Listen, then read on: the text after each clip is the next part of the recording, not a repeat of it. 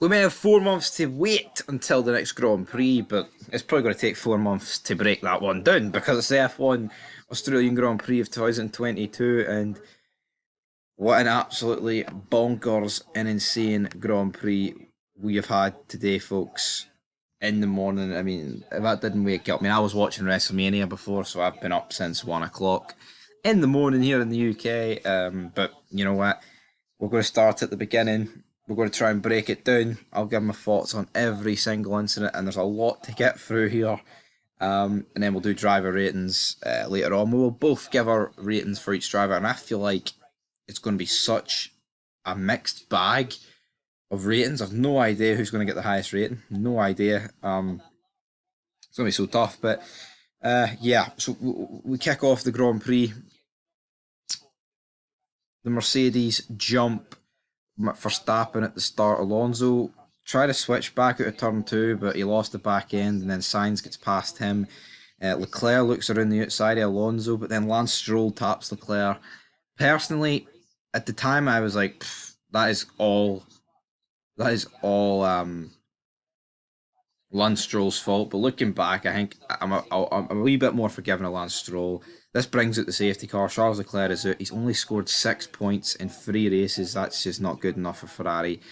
Like, even if they fix their car, he's just not clawing back that gap. No, not a hope in hell, man. Ferrari, like, they looked alright today, right? They did. I mean, Sainz looked like he was on course to finish fourth, but they don't look like they didn't look much. Like, I wouldn't say they're much off Mercedes and Aston Martin, but the problem is with Ferrari, they don't have the points to back it up at this stage. I know we're only 3 races in, but insane. The safety car comes in. Well, it looks like we were getting like a really interesting like 3 horse race between the Mercedes and Max, which basically Hamilton was using the DRS of Russell to keep ahead of Verstappen, because we saw later on in the race that basically the Red Bull was like an absolute rocket ship doing the straight. Alonso was trying his best to get past Sainz, and the rest were kind of just in behind. But on lap two, you saw everyone pitting for hard tires. So basically, about 5 cars were decided they're going to go to the end. But then Alexander Albon drops it. Weird. Well, no, it is a weird place to drop it. To be honest, it's a weird place. He shafted himself at a big points. I mean, of course, this brought out the red flag and created like way more chaos, because we saw the likes of George Russell pit here, which I don't think was the right decision. Personally, I feel like the best way of taking the fight to Red Bull today, from a Mercedes point of view, was in fact to keep both your drivers out and keep Max behind you for as long as possible. Now I get it, right? Russell could have been able to go to the end, but say the race plays out as normal and there's no drama, Russell probably would have been going up against Verstappen with 20-year-old lap tyres, 20-lap-year-old tyres at the end. And how the fuck's he keeping them behind him? Hamilton couldn't keep him behind them on fresh tyres, so I don't get it. But then we get the restart. Not an awful lot happening at this point, and then basically we just get a few people making their way through the field. Russell manages to get himself up to fourth. Him and Sainz are flying through the field as long as Perez. Great manoeuvres, like, even like take away all the drama. I thought the racing today was really, really good. Now Perez made some great moves, but we've got to bear in mind his car looks illegal in the straight. It's that good. But yeah, no. I'm surprised I didn't take anyone out, if I'm being honest. Verstappen blast past Hamilton at this point, and then George Russell's engine goes. We get a VSC, not an actual safety car. And then at this point of the race, we kind of get like just loads of midfield action. Verstappen pulls about a 10-second gap over Hamilton. Alonso can't quite get close. I mean, he got in the DRS and the VSC shafted him. And then essentially behind these, you've got Carlos Sainz who's overtook Gasly. Then you've got Stroll, Hulkenberg, Norris, Perez. And then Perez made his way through like the likes of Piastri and all that good stuff. And then like I said, pretty good battle until we get to about lap 52, and then Kevin Magnussen sticks it in the wall and his tyre flies off. Right now, if you want to talk about the FIA and you want to bury the FIA, right, I don't understand why a safety car or a red flag wasn't shown earlier here, or even VSC. Like, there was a tyre sitting on the track and it took about 40 seconds, and that's just not good enough in my opinion. Like, I'm not even one of these like crybabies that goes on about safety, but They beat their own drum, the FIA, and like, oh, all these safety standards. Well, how is it not brought out yet? I didn't get that. It eventually does get brought out.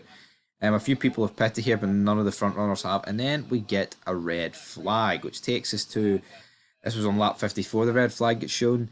And again, if they shown the safety car or the red flag earlier, we would have had more racing laps if the second incident happened the exact same way from the second restart. Or no, the third restart, sorry. So basically, at this point, you had Verstappen, Hamilton, Alonso, Sainz, Gasly, Strolls, like your top six. Perez was seventh, I believe, at this point. And you're thinking, right, 2 laps to go. Everyone's on soft tyres. It's literally who comes out of turn three is going to win this race. And it's like, holy shit, this is so fucking exciting. Maybe someone other than Red Bull is going to win a race this year. It's 5 red lights and away we go. We go in to turn one, right? So Verstappen's covered Hamilton and Max. Alonso does a switchback on Hamilton. Sainz and Gasly just go in far too deep. Sainz clips Alonso, right? And I'll get to it, I think, if it was a penalty or not. So Gasly runs wide. Sergio Perez runs wide. Logan Sargent smashes straight into the back of Nick de Vries, right? And the drama doesn't end there. So Alonso's been spun round by Sainz, which has forced Sainz to come off the throttle, and then Lance Stroll overtakes Sainz, but loses the back end in the process of that. So those two are having a drag race down to turn three. Gasly rejoins, hits Ocon into the wall, wipes his teammate out, absolutely insane. Alonso rejoins, he's screaming on the radio saying that should never have happened, but here, red flag before sector one. So remember Silverstone, I want my podium back. The fact Alonso thought of that just sums up how fucking great he is. And then into turn three, right, has to be the biggest bottle job of all time. Now I get it, right? The red flag was shown, and this actually doesn't really matter. But Lance Stroll goes fucking straight on, right? He goes straight on at turn three. Hulkenberg locks up, near wipes out Carlos Sainz, and you're just thinking, can anything else happen on this lap? It was, I mean, it was like the 2002 start. If you know, you know. Ralf Schumacher hits Barrichello, and then you've got about 27 cars that pile up the turn one. That was insane. This was very similar, in my opinion. What this actually, like, this was very chaotic, but what this actually lacked, this restart, was instead of like Sainz tapping Alonso, could you imagine it was Hamilton tapping Verstappen? That's the only way you could have really made this better, because you had so many cars in the gravel and in the wall and fucking just everywhere, man. It was fucking insane. It was epic, man. Got the blood pumping at like 8:30 in the morning. So yeah, that happens. Absolutely insane. So yeah, Lance Stroll, I mean, honestly, bottled it. Like I said, it wouldn't have mattered because it got reverted back. And I was sitting there thinking at the time, like, surely like they did in Silverstone, where they put it back to lap one's order, then we must have one more lap of action. We did, but it was just a roll and start, sadly. And then Verstappen leads from Hamilton, Alonso, Stroll, Perez, Norris, Hulkenberg, Piastri, Guanyu Zhou, Tsunoda, Bottas, and Sainz, who got a 5-second time penalty. Is the penalty fair on Sainz? Like, people will argue, well, it didn't matter because Alonso took his third place, right? But what I will say to that is, if Sainz doesn't hit Alonso, does the red flag even happen? Does Gasly and Ocon take each other out? Because it changes so much. Like, in my opinion, Gasly and Sainz are the two that's initiated this whole thing. Yes, Sargent would have took out the Vries regardless, because I don't know why he just smashed straight into the back of him. But I think the penalty for Sainz is justified, right? Even though Alonso, it didn't actually affect Alonso. The point is, he hit him and took him out and made him go to 11th. Just because it didn't affect Alonso in the long term doesn't necessarily mean you can't give a penalty for this. Now, I feel for Sainz. Team radio was it was a bit hard to listen to. You really did feel for the guy. But personally, he wiped Alonso out. It was stupid. It was reckless. It had to be a penalty for me all day long. So yeah, got no real issues with it. But in terms of the order that it was before the grid got fixed, you had Verstappen, Hamilton, Sainz, Hulkenberg, Yuki Tsunoda, both McLarens, and then you had both Alfa Romeos, and then you had who was in P10? I can't even remember. It was Sergio Perez in P10, and then you had Alonso, Stroll. But because the order actually ended up getting took back to what it was, like, it actually took away a lot of even more bonkers results. But in the end, guys, Verstappen has Won the race for Hamilton and Alonso. And yeah, but mental. Lance Stroll's grabbed fourth, and in my opinion, he had a fucking shocker. Maybe not a shocker of a race, right?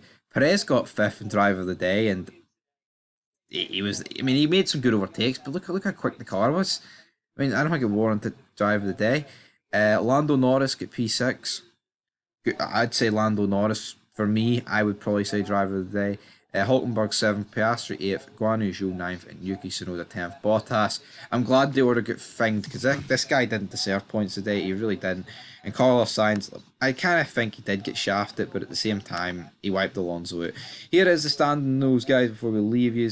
Everyone has scored a point apart from Logan Sargent and Nick de Vries, and they took each other out, and they didn't take each other out. They probably would have scored points in this race. That's just the way the cookie crumbles, I'm afraid. Max Verstappen though has a 15-point gap over the big man Sergio Perez. He's a 24-point gap over Alonso, and he has a 31-point gap over Hamilton. Then there is quite a gap behind, and yeah, Charles Leclerc sits in P10. As for the constructors, Ferrari they're still sitting fourth, basically just due to signs, but not good for Ferrari. McLaren go for last, to fifth. And yeah, every team has scored a point, guys. What a season it could be, but Red Bull just seemed a wee bit too quick. But again, it doesn't take away from this race. It was fucking like it wasn't like the most epic race of all time because you didn't have like a battle for the lead throughout. It was just chaotic and so much drama, man. It was insane. It really was. So until next time, peace. Whoa.